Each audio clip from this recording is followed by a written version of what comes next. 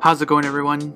Jesus here, aka Tyrant Dominus, and I'm here to tell you a little bit about Anchor. Anchor is the one-stop shop for recording, hosting, and distributing your podcast. And best of all, it's 100% free and ridiculously easy to use. And now Anchor can match you with great sponsors who want to advertise on your podcast. That means you can get paid to podcast right away. In fact, that's what I'm doing right now by reading this ad. Honestly, Anchor is a very enjoyable platform to be on, listen on, and just a joy to be a part of this community.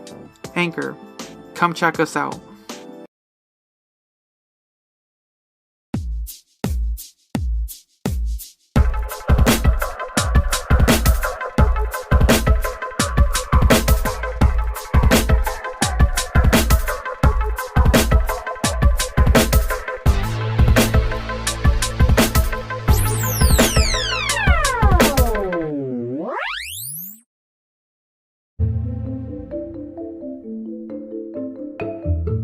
And welcome back to Reactioncast. It's your host Jesus, aka Tyrant Dominus, here to bring you another series review. This time around, we're going to be doing a D&D show. We're going to be doing the Dropout Dimension 20 side quest, Mice and Murder. So it's going to be interesting doing a D&D style show. I was thinking about doing some of the other shows from the Dimension 20 catalog, but I felt this is a good kind of starting point. So this is actually the fourth side quest in the Dimension 20 show and the 8th season overall in Dimension 20. So a few things I'm going to be kind of talking about as far as like a review, because overall D&D as a tabletop role-playing game being melded into a show is very unique. It's been very successful in many mediums such as podcasts and live streams. So I've enjoyed, for the most part, every season that Dimension 20 has put out. So let's kind of review Mice and Murder, because Mice and Murder is basically a murder mystery, and it is a very interesting take. Because let's see, how do I do this? So this is a let's see, how many episodes in total? 10 total episodes, and then if you watch the adventuring parties as well. So the way I'm gonna put this is I'm gonna just kind of do how you would do kind of a play. It's a very unique, not improbable, but it's a lot of improv when it comes to D&D. So it's like a living play. So this is how I'm going to be kind of reviewing it, is how well performed it was, how the story beats were taken, and then how it was presented to the audience. As always, different people have their own takes, so this is just overall my own opinion. But let's talk a little bit about Mice and Murder. I will do a quick heads up. I will not be talking major spoilers. I'm not going to figure out who the murderer is in this thing. I just want to overall the enjoyability, I'm going to say, on this season. So let's get into the nitty-gritty of this. So once again, our Game Master Brendan Lee Mulligan has brought it upon himself to, as he's put it, one of the most intricate seasons that he's ever developed. If you listen to some of his adventuring parties, this is some of the most note-heavy season he has put together. And then comes along our cast. Our cast is made of some of our most favorite college humor cast, and it's very, very intriguing to see them. I was very happy when they put out the trailer, because I was wondering wondering who and what was going to be during this side quest. We got returning player Ali Beersley playing Lars Vandenchomp.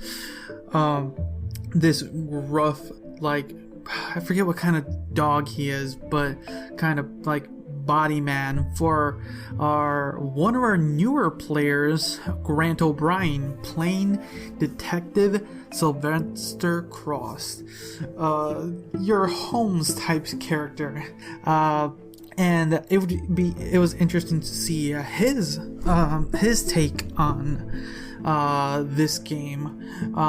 Once again, we have another returning player, Reika Shankar, playing Daisy Domster, the ex-lover of Detective Cross and villainous in a sense. I forget. And then the rest of the crew, some newer players here. Coming is Sam Wright, playing Buckster $Boyd, a wealthy American oil tycoon. Coming along the line is Raphael Cheste, playing the vicar Ian Prescott, and we can't forget Gangy Green, played by Katie Mirovich. So, such a very unique cast. If you've seen any of their skits on College Humor, you already know somewhat what you're getting into. But then you're put into a setting of mice and murder. Basically, we're just going to be in an alternate Earth where inhabitants are anthropomorphized woodland creatures. Sometimes you see a sea creature or two. And, they're trying to solve a murder mystery during the Great Squire Badger's 60th birthday party.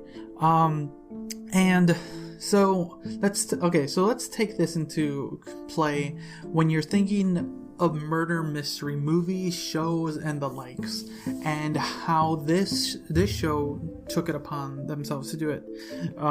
Like I said, it's kind of a living play. And how did everyone's performance? I'll say now, since Ali and Reika have already been in prior Dimension 20 shows, they already had some experience in not only just playing the D&D, but overall all the cast members are very, very good improv actors. So performance-wise, everyone did a very fantastic job. I know during some of the adventuring parties, a lot of them mentioned that they were quite nervous. It's understandable when doing this, because to say the least, when just playing D&D, not only are you the individual trying to portray this character, but it's just not you, it's like the dice. Lady Luck is deciding some of these events, and once again, Brendan does a really wonderful job trying to move the story along of this murder mystery. I myself did not take it upon myself to try to solve the mystery myself.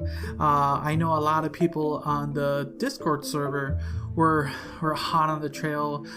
Good on them for doing their best to kind of do all the work, and it's fun. I love when audience members do that, because it's one of those things to really mostly for this, it's a murder mystery. You're trying to solve it, and some of the things that Brendan brought along for this mystery was fantastic. So I'll just kind of go to each character.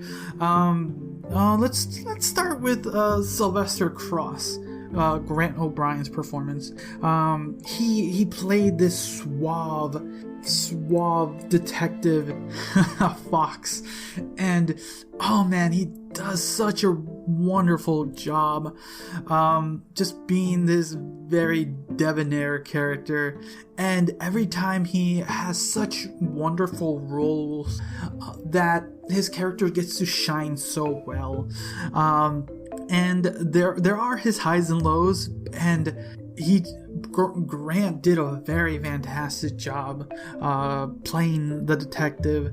And then let's kind of move on to his body person, Lars, played by Allie. Like I said, Allie has been in a lot of the Dimension 20 shows. She's done a great not she, it's he. Oh man, pronouns. I always forget. I gotta wait. Do they have they? Ah man, sometimes you wonder. It's so ingrained in my head. Pronouns. I don't want to be disrespectful. They. Yeah, they. Yeah, I'm gonna say they from what I'm reading. So my apologies. Twitter maybe? I was gonna say for now, they do a fantastic job. They've done a fantastic job playing other characters. Kristen Beersley. Why can't I think of other characters at the top of my head? It's bugging me at the moment, but they've done a very fantastic job playing said characters. So seeing them play Lars, I wanted to see how they were gonna play. I wonder, is Lars depicted differently? Is he pronounced he? I think he is, right? Great job to all the people on the wiki too. They've done a very great job on that. He's non-binary. Okay. And I'm still not that great with pronouns, I'll be honest. But they do a great job of this very hulking, supportive character to Sylvester Cross. And some of their gags is very intriguing. I really enjoy how Allie plays them. Let's move on to kind of the I would say kind of, they're not the villainous, but kind of she is the counter to Cross, Daisy Dumstead, played by Rekha Shankar. This is Rekha's second time playing D&D on Dimension 20. Her previous role was on what was it? It was in, what was it called? It was like the high fantasy one. It was, what was it? It was Escape from the Blood Keep, and she played Maggie in that one. And seeing her play the first time, it was fantastic seeing that, because she was just going bonkers and everything, and it was really fun to see that. So seeing her play on her second time around, playing as this kind of espionage, getting into, and on top of that being being an ex fiance, I would say. Yeah, was she? Yeah, ex-fiance to Sylvester Cross, getting that tension, Grant and Rekha playing back and forth on that was very fantastic. Good, wonderful performance from both of them. And then moving on to kind of her partner in crime, Buckster Dollarside Boy, played by Sam, having this Texas accent and this commanding voice is really fun. Of him just of him trying to be sneaky and everything. It's fun, and seeing him kind of playing to some of just being him trying to be cunning and stuff was really enjoyable to see Sam do as Buckster. I think then Raph playing the vicar was some of the most funniest moments ever, because the way he played the vicar, this owl priest, this kind of lost priest, and it's just funny. I would say he was one of the funniest parts of this murder mystery, and and some of the reactions you got from Rav during the murder mysteries. That's another thing. It's like you got to really also take into effect how the players react during this for this show, because there's some like oh my god moments like that. And then Katie was interesting because she was playing Gangy Green, the kind of the rogue, and when I specifically think of rogues in games of D&D, you think of these sneaky, like Gangy Green was the sneaky character, but not the way she played him was fantastic, and at the end of the day, you loved every moment you had with her or with him, and it was fun to see Katie play Gangy, and he turned out to be one of my favorite characters in the show. Just wonderful performances from all of them. Now, the story of Mice and Murder. So you're getting to a lot when you're watching or listening to these types of show, when you're listening to actual plays. And the way I do it is I watch it day one. I download it to listen to it when I'm working. So I have two chances to do it. So I've literally watched the finale twice at this point, or watched then listen to it. And then I always watch the adventuring party the day after. As of recording this, I've finished the kind of Q&A that the Discord had, so I got to do a little bit more there to kind of get some more like answers, because there's when you're dealing with a murder mystery, it's the whodunit. And what was fun to kind of figure out, like I said, I was just there along for the ride. I wasn't trying to figure it out, but it's always fun to try to guess here and there, but I wasn't actively doing it. So I was more there for the adventure, and to see, like, when it comes to this, it's fun to see also the audience participate and work together too. Like I mentioned earlier, it was fun to see how others do things to try to solve the mystery and along those lines. But the story was Brendan had a lot of work, and he's mentioned this multiple times, to put the clues, have the clues for the team to find, and have like everyone kind of move along the story, because, and then try to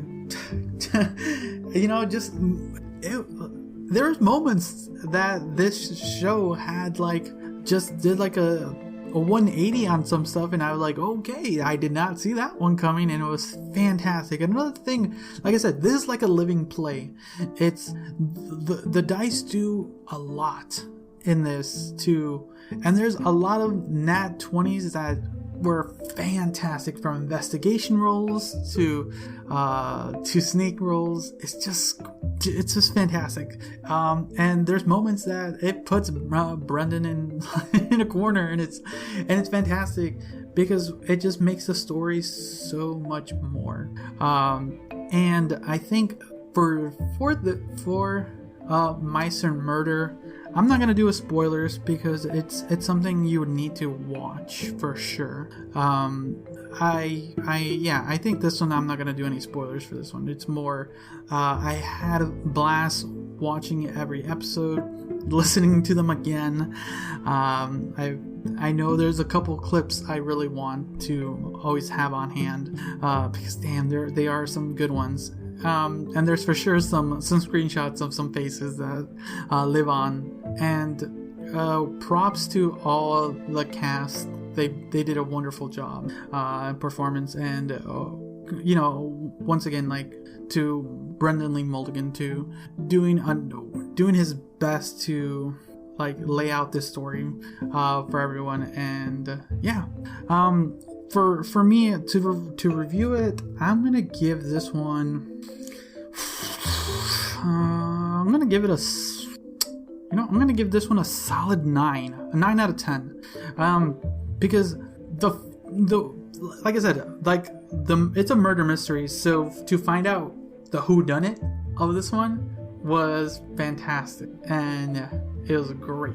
And when everything builds up to the climax of this show, it does a very good job. The pacing was wonderful, story is great. Oh my god, props to the artists and the editors for every moment. That it's a well done production. So yeah, a 9 out of 10 for Mice and Murder. Now let's look forward to what the next season brings.